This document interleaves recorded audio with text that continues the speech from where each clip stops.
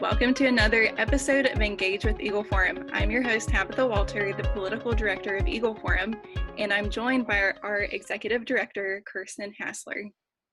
Hi, everyone. We are certainly living through hard and uncertain times right now. While the pandemic has affected every facet of our lives, we really want to focus on one area, our relationships outside of the home.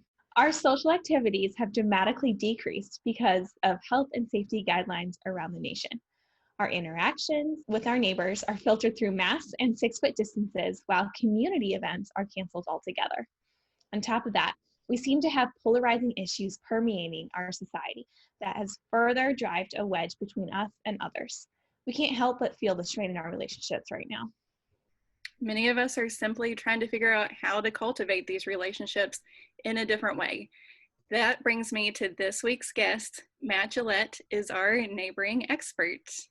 He really is the modern day Mr. Rogers. Matt is a neighbor, community cultivator, and faith leader living in Alexandria, Virginia. He currently works for a neighborhood nonprofit called Casa Chihuahua. He is a regional connector for the Parish Collective, a growing network of Christians reimagining what it means to be the church in, with, and for the neighborhood. He coaches, trains, and consults with people and organizations who want to cultivate fresh expressions of faith in their neighborhood, and is currently reimagining what a faith community can look like in the context of his place with several of his own neighbors.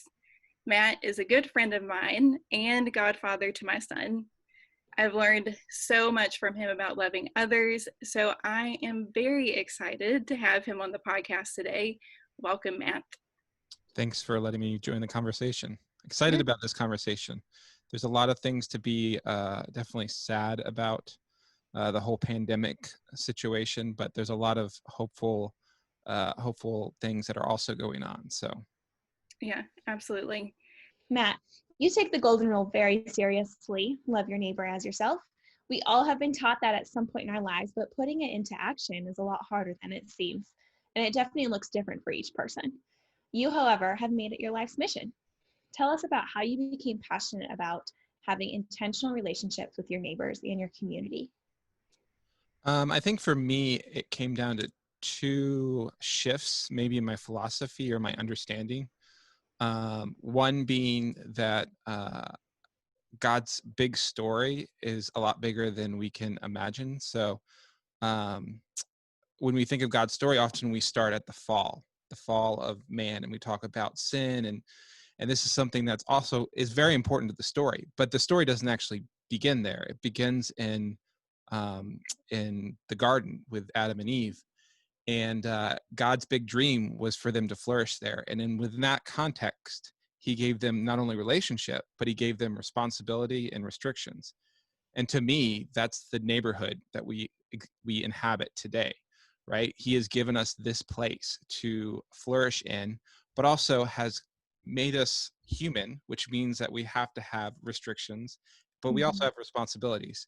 And then secondly, just Jesus, as I began to fall in love with this God man, as we call him, Jesus, I noticed that he embodied faith in a real practical way. Like he was sent to a specific place with specific people, just like us.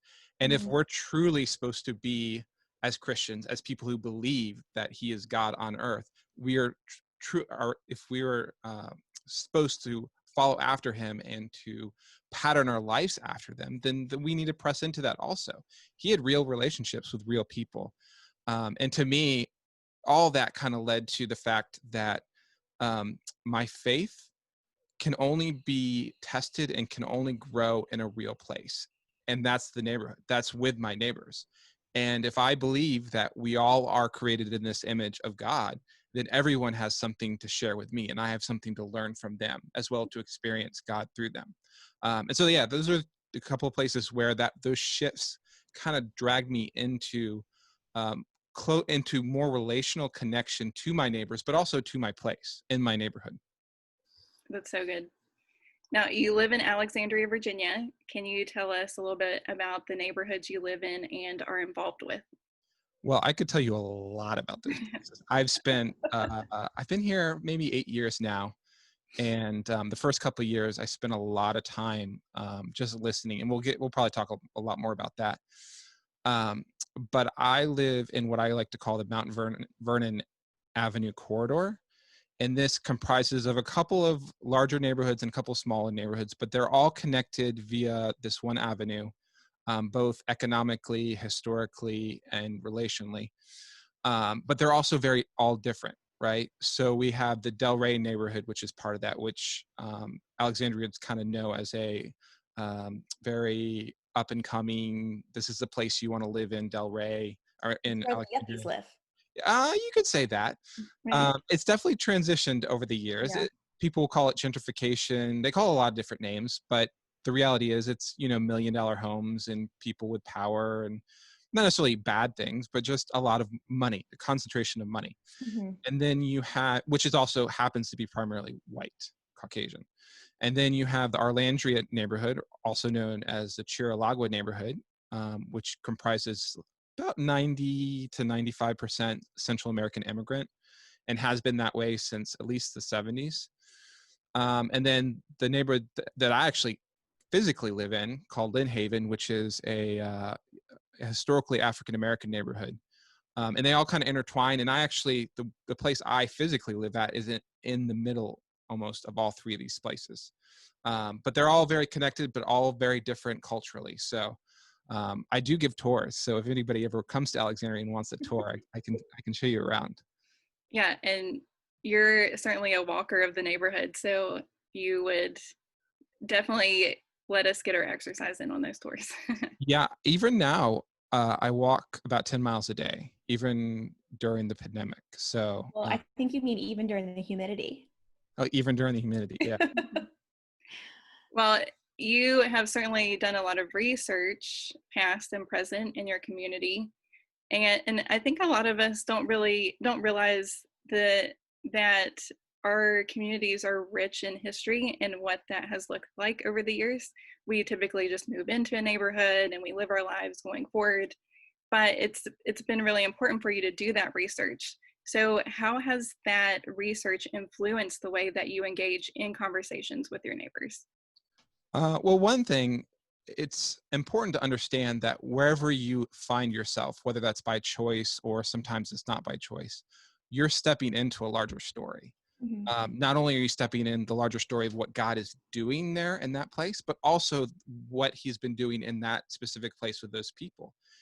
And I think to be able to communicate effectively, to understand exactly the dynamics of your place, you have to know that history. And you also have to understand the challenges and the bad things, but certainly the heroes of your place. And that's a big responsibility I've taken on, or I feel I should say, about my own neighborhood is we have a lot of great, specifically women who came together in the 90s in our neighborhood and fought for it. Like they created neighborhood watches. What was it? They called it the rat patrol, where they would, because there was a lot of trash and stuff. They just did amazing things, and they've become real heroes of mine. And I feel a good pressure to build upon that legacy. And I guarantee you, wherever you're at, there are heroes in the past that you can be inspired by, that you can build your work upon, because there are in every place. So you mentioned that the women of the community came together, which is awesome. I mean, we're a women's group and we are all for women coming together as women, but also as moms. But you have a daughter who is 4 months old now. Yes. And those heroes you've posted on her wall in picture frames. So can you talk just a little bit about what that looks like in her nursery? Yeah. So I think it's important, being a father of a child is something new to me, but I've been around raising other people up for a long time. But it's important for me to have role models for my children.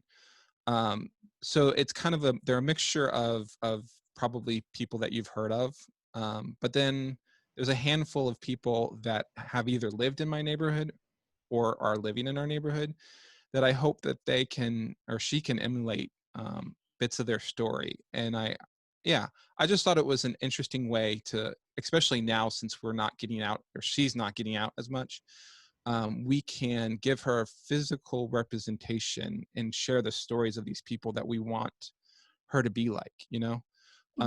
Yeah. That's wonderful.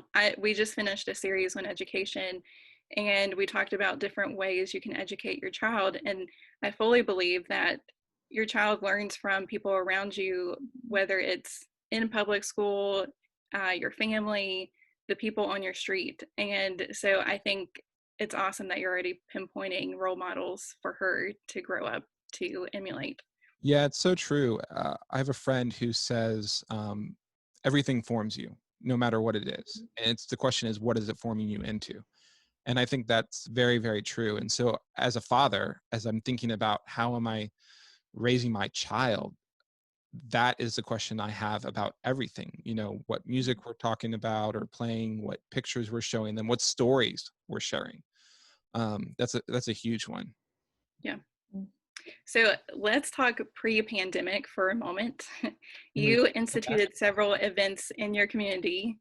These weren't just fun activities, but carefully crafted ones to foster relationships among neighbors, organizations, businesses, and churches. Can you talk about some of those events and how you were very intentional about those?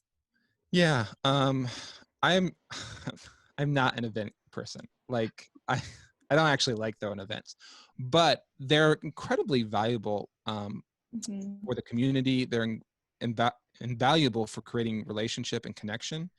And so some of the events I've started or been part of starting range anywhere from, we have this annual Easter extravaganza, which is 10,000 plus people in the middle of the neighborhood, not just an egg hunt that you can imagine, but like medical resources and like we feed everything, like everything you can think about a festival we have there, to like these things called Stories in the Park, where we invite local leaders to come in and just read to our children in our neighborhood.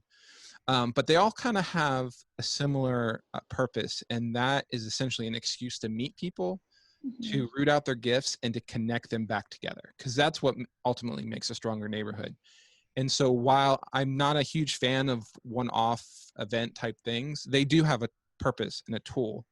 And there's no other space like doing something with someone else that gets you in relationship, even if they're different. And it also exposes, like I said, some of their gifts and some of the assets they could bring to the table. Well, then the pandemic struck. And so how did that change your plans for 2020?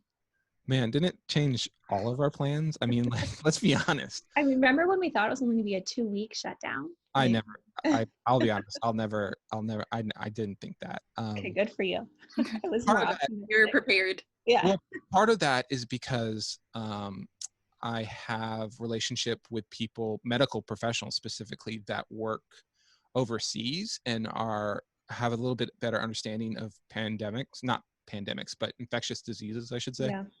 And they were warning me like early or late last year about this. And then I have a lot of friends in Seattle, so I had like a long landing strip of like, this is a possibility this could happen. But I happen to already be in a time of transition, and so I think that hasn't actually changed. The pandemic hasn't changed that transition. It has actually helped facilitate it a little bit, strangely enough. So yeah, I mean, there's lots of things I think we all would rather be doing right now, and you know, we don't want to downplay the nature of people suffering, because people are suffering right now, whether that's economically, physically. I mean, people are dying. But I mean, there's also space for us all to be mourning things that we've lost. You know, some of these events we talked about are like major events in our life every year, and I've had to deal with losing those and losing the fun and the connectivity that belongs to that. Or even the nonprofit I work for, we have, you know, graduating kids, and we have a big party that we throw for them each year, in which their parents form a letter and read it over them, and it's like a very emotional thing that we weren't able to do this year. And so yeah, I mean, it changes, life changes, you have to deal with it. But yeah, I think we're all dealing with that right now. It's definitely true. So your situation is extremely tough, even though you pointed out the bright spot in it.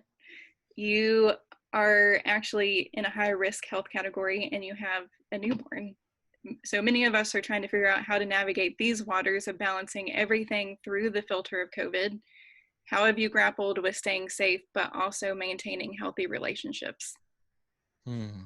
This has been a very, very difficult one for me, mainly because my life and my work are very relational. And I happen to be connected with a people, with real friends, specifically through Casa Terralagua, that are, it was one of the hardest hit neighborhoods in the state of Virginia at one time. We're also, they're losing their jobs left and right. And my coworkers are out there. I mean, we've ramped up feeding people. I mean, we didn't do any food distribution before the pandemic, and we now distribute more food every week than the biggest food distributor in our city. And so they're out there like potentially being exposed to stuff. And so there's a lot of guilt that I have, to be honest with you, quite not dealt with yet. In terms of relationships, I think two things have kind of saved us is that we've done a lot of work of developing relationships with our neighborhood beforehand. And like, I mean, our physical neighbors, like the neighbors that live like right next door to each other. And so being shut in or being restricted hasn't really changed those relationships. It's actually helped those relationships grow. And so I think some people that's a new thing, but for us, it's just life. And then I think a lot of us are also grappling with being on Zoom for a long time every day. And part of one of my jobs is to go and visit cities, and I've developed a lot of relationships in different cities. And so we've been hopping on Zoom every once in a while and just connecting and just trying to keep up as much as possible. But I also had a newborn during this time, so I didn't exactly have a lot of extra time to be having great in-depth conversations with people either. So. So let's talk about another layer on top of this. You live, and we all do, in a highly political area just across the river from Washington, D.C. How has that impacted your conversations with people? Oh, conversations are conversations. And I feel like while DC sometimes feels very politicized, and it is, like, it definitely is, trust me. But I think at this point in our culture, most other places in the United States are just as politicized, right? Like, especially major cities, and even the countryside and the people who live out in the country. I think that exists everywhere now. And so I kind of have a couple of standards that I kind of like to walk through when I'm relating to people, whether they believe in the same things or not. I have a couple of quotes that kind of illustrate this. The first one is this quote by Jennifer Bailey. She says, relationships move at the speed of trust, but social change moves at the speed of relationships. And to me, what that means is that, frankly, we all have things that we need to learn. We all have things that we don't see correctly. But there's things that we also have to offer other people. And we're never going to be able to do that exchange if we don't have a relationship with them. If they don't and we don't feel comfortable enough to be real with one another. And so that's a big deal for me, is that just that relationship bit. Are we building strong enough relationships to actually have the conversations that could benefit both of us, right? The second one is that people are not problems to be solved, but they are mysteries to be explored. And that's by a pastor, Eugene Peterson. And that's that curiosity, it comes with communicating with someone, understanding that, again, they're made in the image of God, that God has placed in them things that I need to learn from, and I need to root that out, right? And at the end of the day, I think we get in the most trouble when we start turning humans into issues, because it it does exactly what I just said. It dehumanizes them. Mhm. And when we dehumanize the other person, no matter who it is, we get into some really murky, dark waters, right? And we start to look at things a lot differently. And so I think putting in perspective that we're all humans and trying to interact that way is a huge deal. Right. I love that. Humanizing people is a lot easier said than done, especially when you have the political climate that's going on right now. And we hear that rhetoric, but a lot of times we just need people to show us what that looks like. Yeah, I mean, I think, I'm not, I grew up around the DC area. And so I've been in this environment for a long time.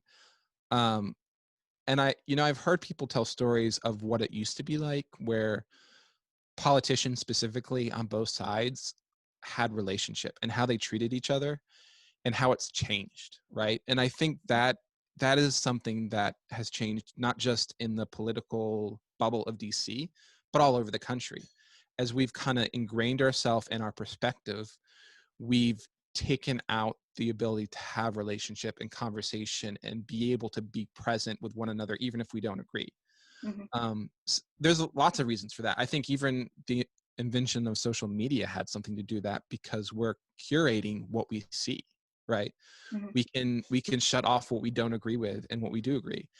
And some people will push back and say sometimes you have to say no to something because it truly is evil or whatever.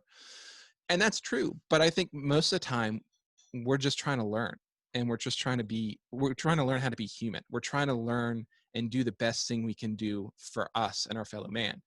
And like, we don't have to make another person the evil one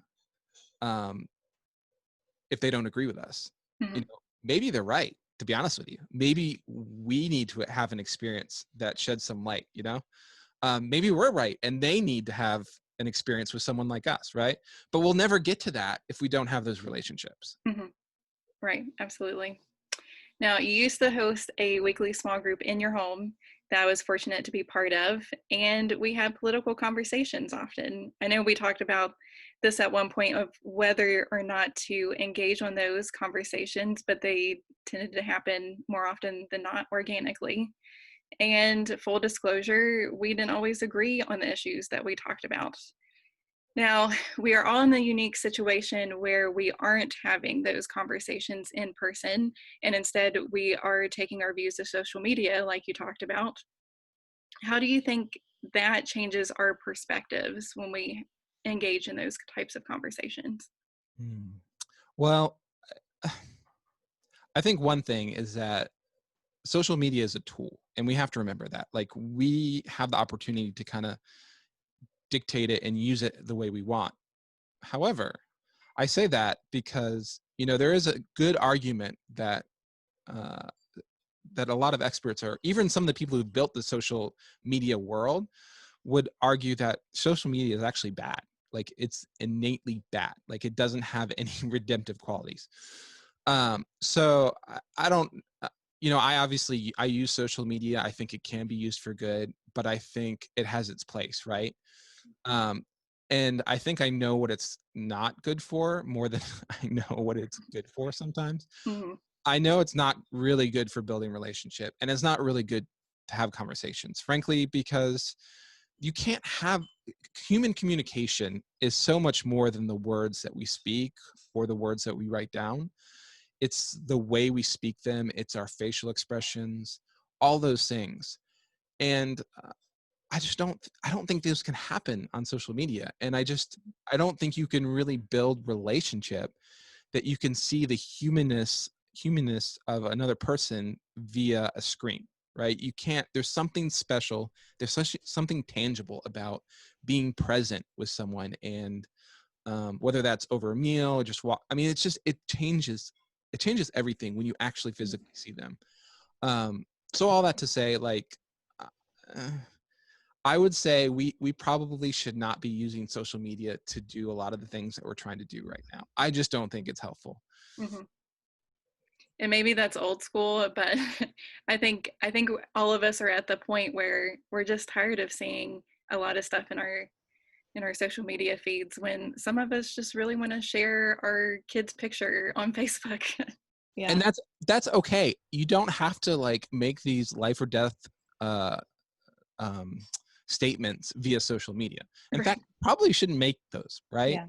Like, and you're not going to change anybody. What's going to Mhm. happen is the people who agree with you are going to like it, and the people who disagree with you are going to turn you off. So you're not actually doing anything. You're just reinforcing that you're right. And sometimes, guess what? We're not always right. Okay. Yeah. Yeah, Well, I actually shut down my Instagram and Facebook, right? Like probably within like 2 weeks of quarantine, because I was just so overwhelmed with everybody trying to feel like they needed to make a statement. And like you were saying, like you can't understand people's tone. You don't understand their true intent when you're not in person. And it was just like frustrating for me, because I was feeling like, why does everybody want to fight all the time? Which in reality, it probably wasn't like that. You know, people were just scared, and they didn't, you know, they were using it as an outlet to express their feelings.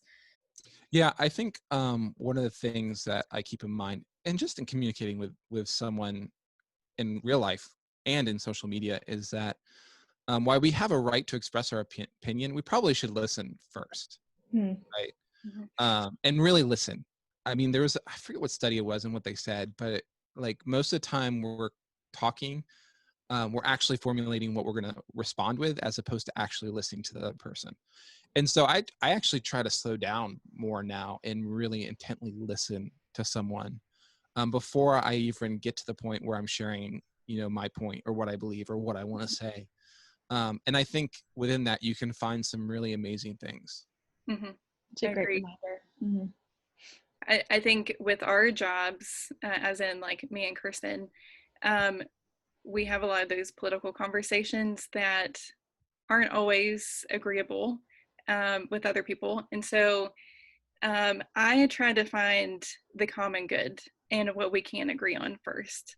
And because you find that, people may believe different things, but we all want, some sort of happiness among others. And so when we can agree, when we can find something that we can agree on all together, then that opens a whole nother door of relationship. And so not everything has to be Republican or Democrat or conservative or liberal. Sometimes it's just a, typical human issue. Yeah, I think most of us have similar desires. Like we want, we want to be safe. We want to what's best for our family. We want to have relationships. We want to have enough to be filled in terms of being fed. Like these are all human things. These aren't like a Democrat or Republican. And like there's a space for politics, even as people of faith. Like I think, we need to be engaged in politics. We can't just step back from that. But at the end of the day, we have probably a lot more in common than we actually realize. And that is something we can build on. But if we never get there, then we won't ever build on it. We'll just tear ourselves apart. Mm-hmm. Yeah, that's good. So what would your advice be in having political conversations right now with each other, especially when you feel like something is really important, but we're not face to face? Well, I would say, one, don't use social media. I mean, there's other ways you can reach out to someone. I mean, Zoom, Google Chat, whatever. They're not the best mediums, but they're a lot better than social media. Mm-hmm. I would say give each other grace. Like just because, in fact, we had something that popped up in our neighborhood over some comments made on one of our neighborhood message boards. And it became a big deal when, like, I don't think the original intent of what was said was what the person took it as. And it was because it was being communicated over social media. Mm-hmm. So I think often, especially now, we kind of jump from, oh, you said that must mean you are X, which, sometimes we're not. We just say stupid things and we don't know any better. We don't have the experience that you have and we don't understand. So that would be one thing. Give grace, build relationships. Like I said before, like we need relationships to create change. You have to have relationships to have conversation. Otherwise you're just talking to yourself, right? That's a big one. Remember that they're human. That's another one. Like I know we're especially leading into this election, like even news reports now, like about what's going to happen and stuff. Like we're all human, right? We're all people, and we want very similar things. I listen. I say that over and over again because that to me, like a lot of this stuff boils down to that. Listen, like really listen. Try to understand, not just formulate ideas that you want to respond with. And then you said it, find the common ground. Like we all have these things that we can work on together. I mean, we've been doing it in this country for 200 years where we've found common ground to work on. Not always perfectly, but we've been doing it. Why can't we do that today, right? So those would be some of the things that I would say. So we can't ignore the fact that all three of us live in a very highly populated area. All of us share walls with others, and we have more accessibility to our neighbors. What would your advice be for those who don't live in concentrated cities, but in more rural areas? Normally actually would prefer, because I have several friends who are building community and being very good neighbors in contexts that you were talking about. So normally I would defer to them, but I think a lot of this is transferable. So it's kind of the way you think about it. So in the Parish Collective, we talk about neighborhoods more as a parish, and we use that language because we define parish as a place that's big enough to live, work, and play in, but small enough to be known. And that's sometimes like a physical neighborhood that we sense of, like in the urban environment. It could be like just a neighborhood, or it could be actually a part of a neighborhood. It could be a building, right? Like I know people in DC who work in the same building that they work in, or live in the same building they work in, because they work or they live over a WeWork, right? But in the rural situation, it could be a county, right? And so it's all about a scale. So I think a lot of this stuff is transferable. It just looks a little bit different out there than it does in the urban core. Yeah, absolutely. I mean, I came from rural West Virginia, and I still had close by neighbors, but we didn't have sidewalks, so we didn't have, accessibility in that way, or public transportation. But a lot of it was for us, was sharing tools, or the lawnmower, or babysitting, and just doing things in that kind of way. So while we may be able to see our neighbors every day just by stepping outside the door, in other places you may have to be a little more intentional to reach out to your neighbors. Or it's just different. Like the city person has the coffee shop, right? Or we used to. We don't really do that anymore right now, right? But the people who are, in the country, farmers or whatever, they have the general store, right, that they go into and they hang out in. It's transferable. It's the same thing. It all serves the same purpose. It's just in a different context, a different scale. Mm-hmm. If our listeners want to get more involved in their communities, where do they begin? So as you've probably noticed, I love quotes. I read a lot. I used to read over 80 books a year. So I used to read a lot. But so when this question came up, I would say I kind of default back to this guy, Peter Block, who co-wrote a book called Abundant Community, father of what's called asset-based community. He says, don't be helpful, but be curious. So to me, that's the posture we have to have, is don't try to do anything, just explore. That's the first step. And within that, I have a couple other things that I've come to mind. One, we've said this over and over again, listening and asking great questions. That's paramount, right? Questions like, who do you know that I need to know? I mean, when I first moved to Alexandria, that's how I learned, that's how I got to know pretty much everybody in the city, from the mayor down to like the woman on my street who's been here for 40 years, right? Just by asking that question. And they introduced me to each other, right? So that is definitely a good question to use. Being present, whatever that looks like. It looks like a little differently now in the pandemic, but that could be walking your neighborhood at the same time, going to the mail slot at the same time if you live in a building. Just being present regularly. Joining in. So we all have stuff going on in our place, in our neighborhoods, in our cities. And I think for some people, our first inclination is to like start something. But it's a lot better to join in the strengthen something that's already going on. Because one, there's history there. Two, there's already a lot of people already involved doing that thing. Another one is like learning about your history. We've talked a little bit about that. And then finally, celebrate others and their gifts.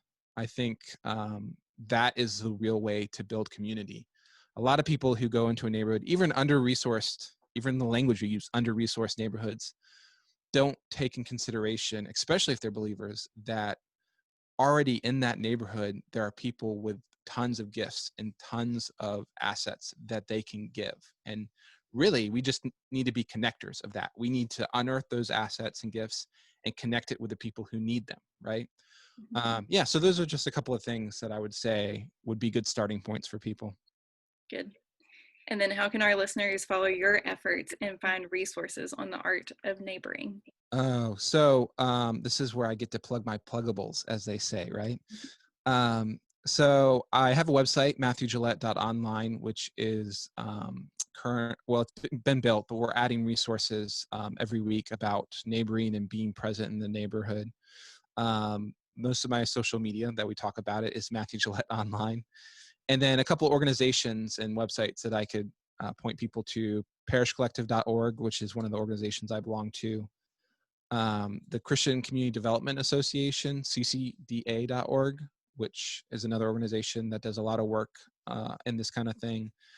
And then a really basic overview is available at theartofneighboring.com, which was built in conjunction with a book, which I also highly recommend as a starting point for anybody who wants to understand how to get and how to be a good neighbor.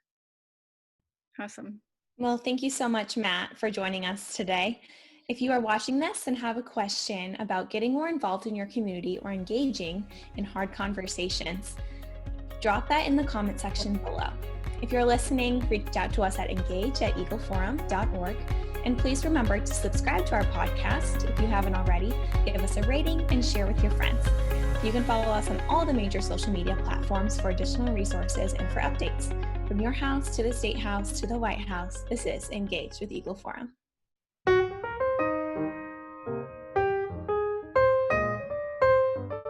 We just want to do something a little fun, a little show and tell. So I came prepared for this conversation about neighboring with my Mr. Rogers gear. First, I have the Mr. Rogers mug. And then I have a Mr. Rogers shirt that says, "What would Mr. Rogers do?" It doesn't matter what our particular job. We are chosen to help meet the deeper needs of those who watch and listen. So, and then Matt has a little cool thing to show us. So someone actually gave me this train here, the trolley, from the show the other day. Come on, trolley. Go. Stop. So I'm very excited about it. I don't exactly know what I'm going to do with it, but it looks really nice on a shelf. I'll tell you that. Yeah. Maybe I'll let my kid play with it one day. There you go. One day. Good conversation piece. Exactly. Yeah. I don't have any Mr. Rogers stuff to show y'all. Sorry. But she's a good neighbor, so. There you go.